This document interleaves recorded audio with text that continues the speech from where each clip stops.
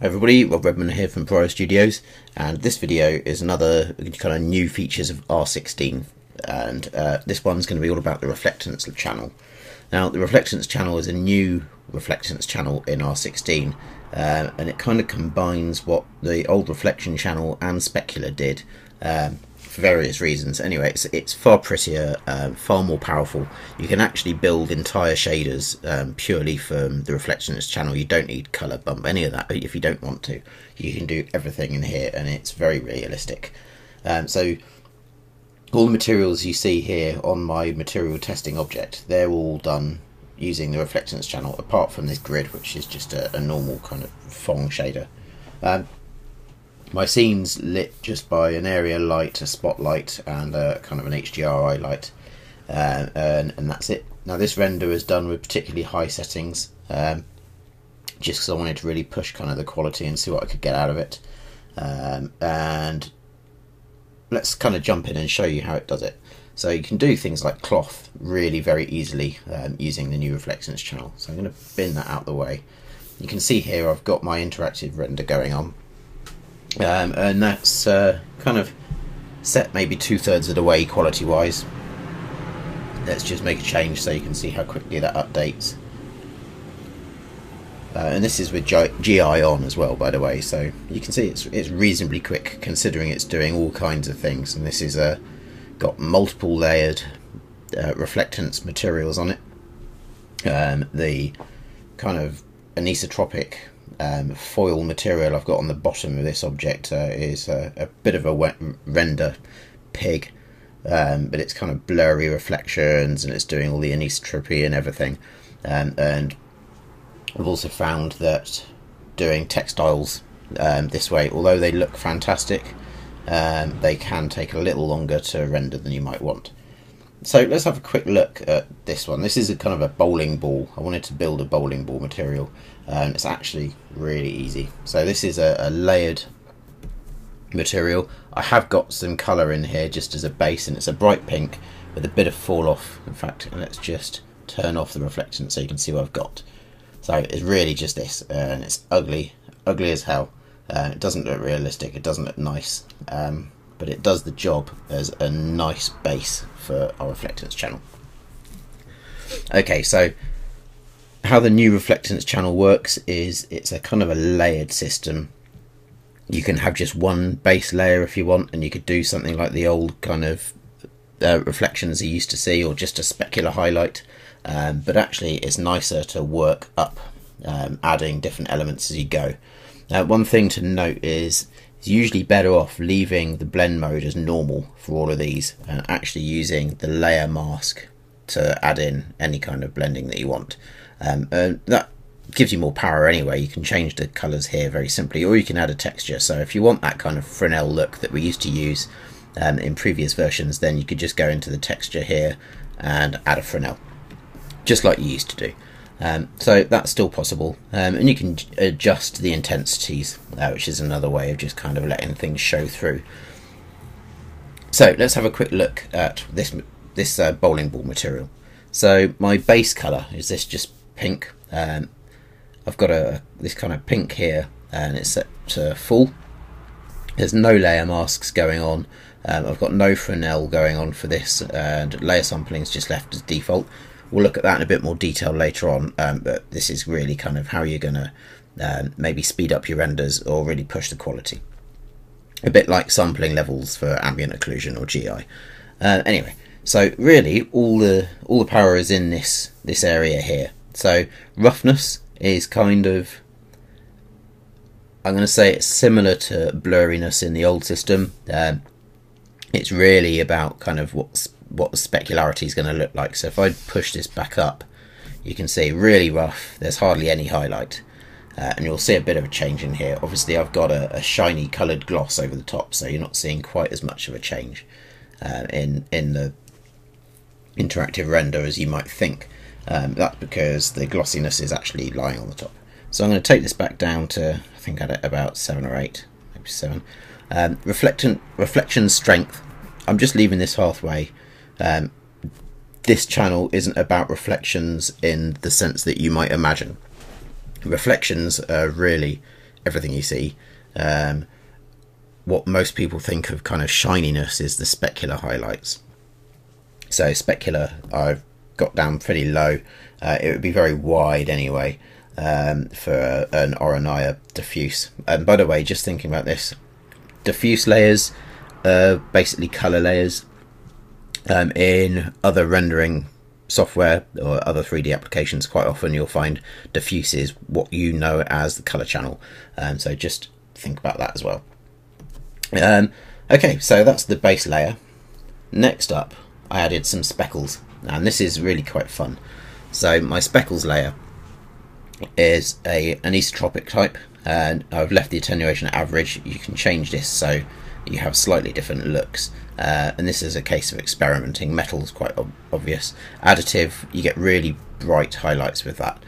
Now for this one, I added quite a lot of roughness. It just seemed to work better for me. You would think less roughness would work for this kind of flex, and this is a little bit like the flex in car paint, except mine are bigger and brighter. You can see here in the preview the flecks are actually really bright. In fact, this preview gives you an even better idea, and they're slightly bigger than car paint flecks.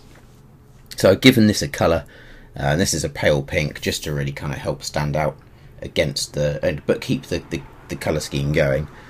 The rest of the power from the flex comes from the layer mask, and I actually used a star field. It just seemed like the easiest way to get the kind of specs I wanted. I could have played around with clamping on a noise shader, but don't need to with the star field there. Okay, so that was the layer mask, just driving the position of where this speckliness happens, and then again, no Fresnel, no anisotropy in this, and no adjustments to the layer sampling. So next I have the coating. Now I'm going to turn off this top gloss, just because that might confuse what I'm trying to show. So the coating is kind of like the lacquer. This is where the bowling ball has been sprayed with the gloss varnish or whatever, or lacquer.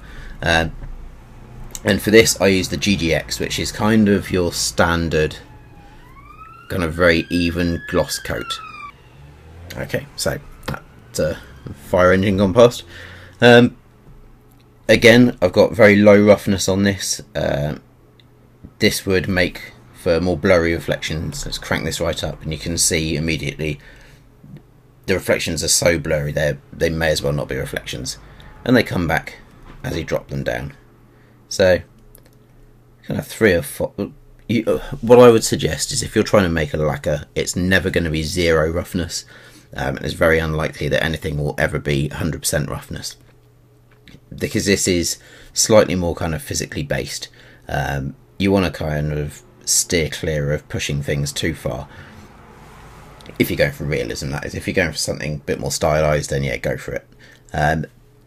Reflection strength 100%. I'm driving this via a mask again, so I like to keep that fairly high up. And bump strength again, I'm not doing anything with the bump in any of these materials. If I was going to go and add some more detail, maybe some scratches and so on, then I might use the bump for that. Okay, so what else have we got going on? Layer colour, just white, and that's because this is just a standard reflection layer. It's the layer mask, which is a Fresnel, same as you might think, just a standard Fresnel shader. And this is what gives the really lovely gloss and really kind of nice. Let's just let this render with the roughness turned up a bit. Let's go to, say, 36. Now when this renders now, you're not going to get quite such a smooth glossy look. It really does look rougher. It looks like kind of a frosted material, which, you know, in fact, let's do it in a minute. Let's make a frosted glass and just see how easy it is. Personally, I think it's going to be really easy. Using this new system.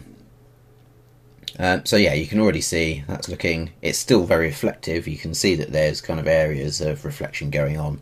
This is also light bouncing off the foil as well. So let's, what's I going to do? Turn the roughness back down, about 5, and we'll turn on our coloured gloss. So the coloured gloss is just a Beckmann material. It's just the Beckmann gives a very different kind of look to your glossiness than the GGX.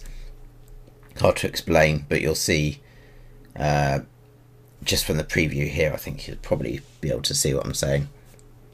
It's very like turning on in the old system. It's like using the specular in the metal mode, so you get kind of bright hot spots. I've got a bit of roughness in here which turns them down. The specular is not particularly high. Layer colour I've turned green, so you can see the green is only showing in certain areas, and it might look like I've got some kind of Fresnel going on there, but actually, and that's only kind of true, the layer mask is actually a galaxy. So the galaxy shader left as it is just by default, and everything else is kind of left as you would expect. So because there's more white in the centre of this shader, that gives that kind of slightly Fresnel look, but this will be mapped. So if this ball turned 180 degrees, you'd see much more green than purple or pink.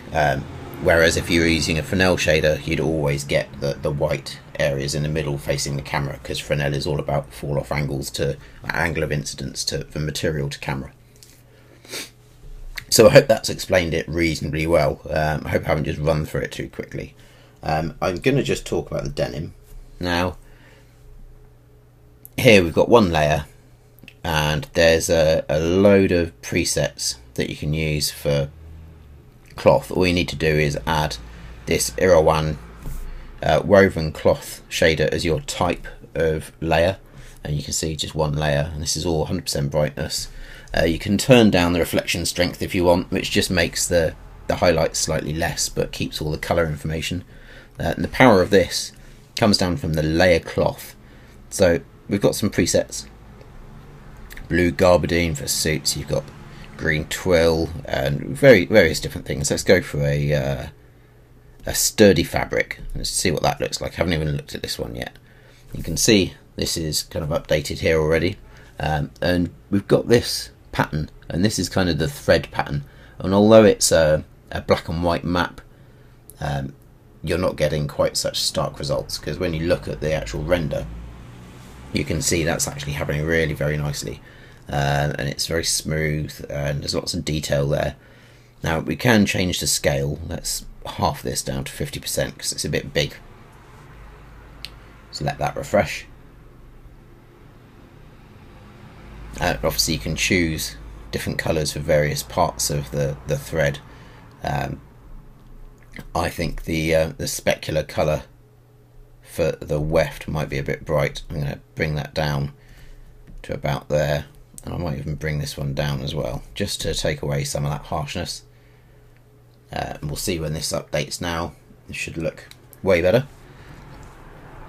And then we have some scattering, and this is, it's hard to kind of explain what this means, but if I change that, you're seeing that the light is being kind of splayed out in it's like a wide specular, and the forward scattering, let's bring this right back down, you can see also as this is kind of the opposite.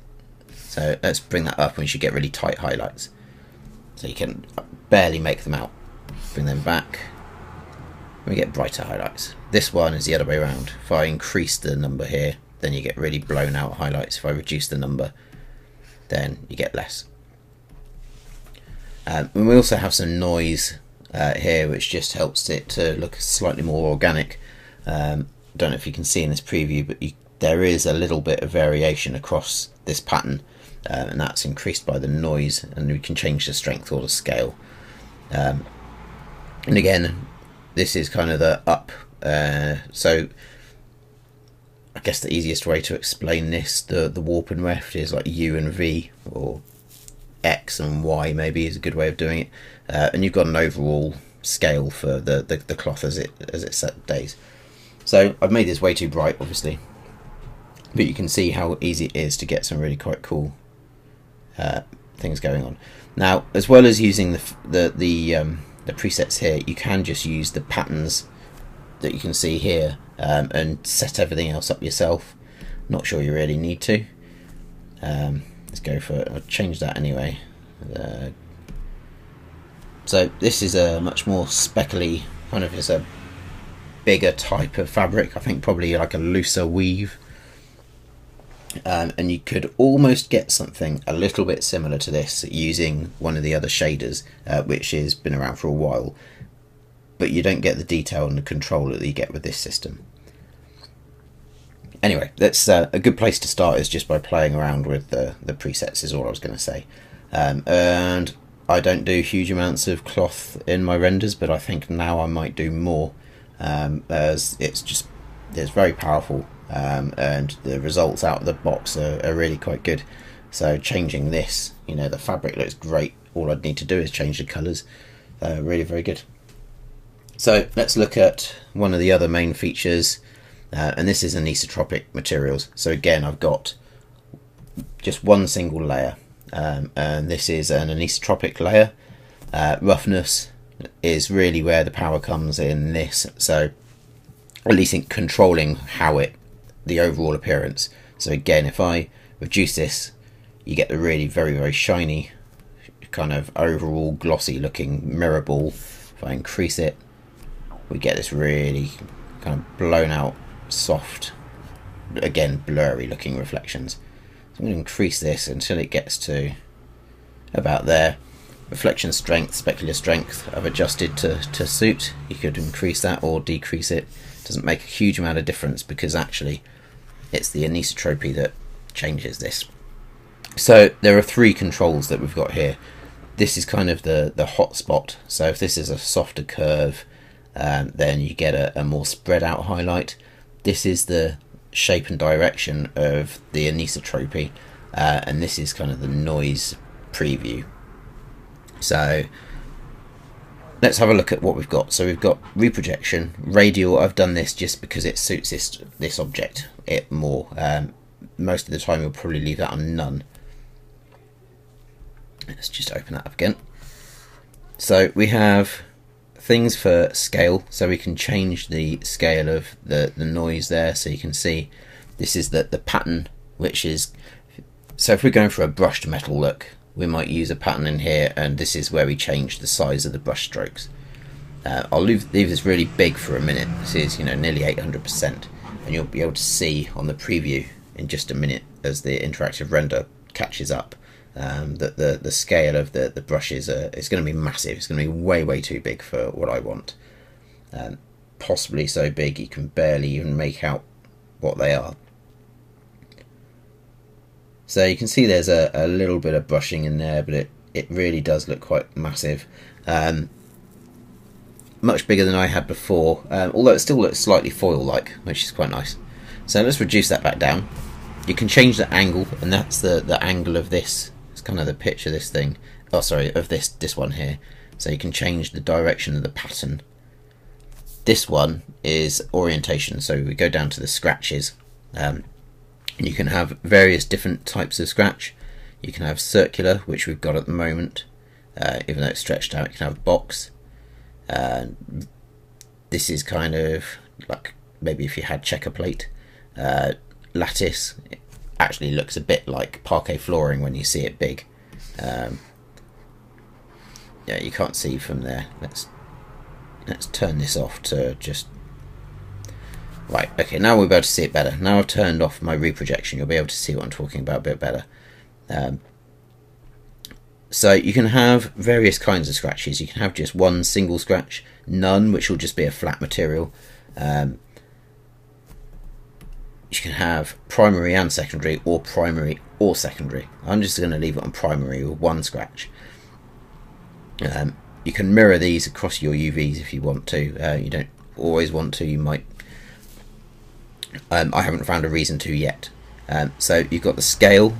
So now I'm hoping you can see this is the kind of parquet floor look that I was talking about. Amplitude is kind of the difference. It's almost like a contrast control. You can actually, I think, crank that up above 100, so you can really drive some really scratchy materials, which is really good for doing brushed steel. So if you have that kind of like really nice brushed steel that you see on some kettles or toasters and coffee machines, this is a really good way of doing it. Increase the amplitude but reduce the scale. Primary scale is the overall size of your anisotropy, so we might bring that down. So the pattern's the same size, but this is the size of the lines, the actual scratches. You can change the length, so you can have lots of brushing inside each square. I hope you're just noticing what I'm doing here. Primary length, I keep that quite long.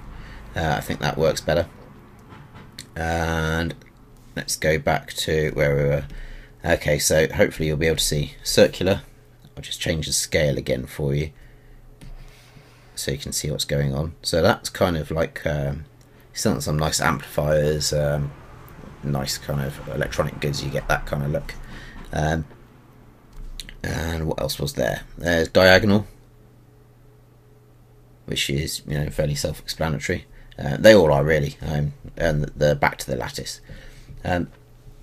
So that's an overall look at how you control these kind of really nice new metals. I'd probably be inclined to scale this back down now.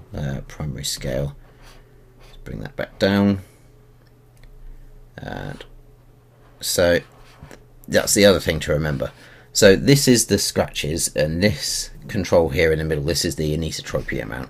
So this is none, which is going to give you a fairly flat standard highlight, but the more you increase the anisotropy, the more you're going to get that kind of brushed look. I don't really know the technical term for it. I guess anisotropy is. This is how you get that kind of like a glint rather than a solid reflection. An orientation just lets you spin that around, so you can really fine-tune this to your scene or your object, and that's just a simple rotation of the shape you've got in there.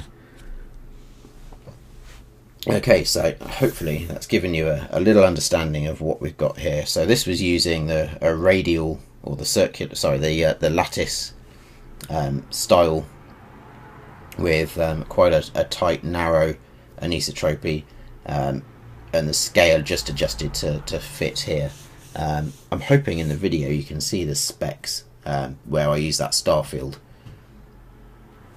I wonder if we can just get a closer look in here. Let's just... My mouse looks weird, it's because I'm using the Cintiq here. Okay, so we've got the scratches there, and hopefully you can just pick out the glinting of the ball there.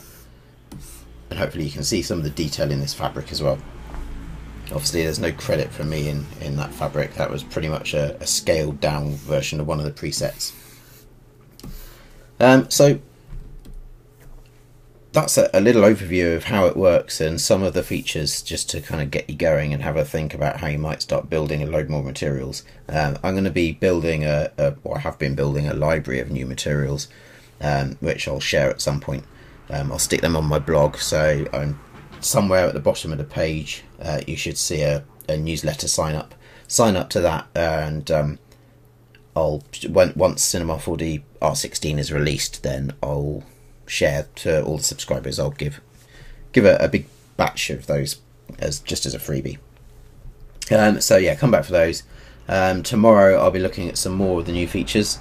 I've got a load of these videos recorded, so it would be nice to just show them over the next few days. There's more to come. I'm also planning on doing a really big kind of overall tutorial that it will cover motion tracking, some of the new materials and various other new tools, and I'll show them all actually being used in a project rather than these little overviews where we just look at some of the new bits. So that's quite exciting, and I'll tweet when that's going to be announced. Right, I've been Rob Redman, and I'll see you all soon. Cheers.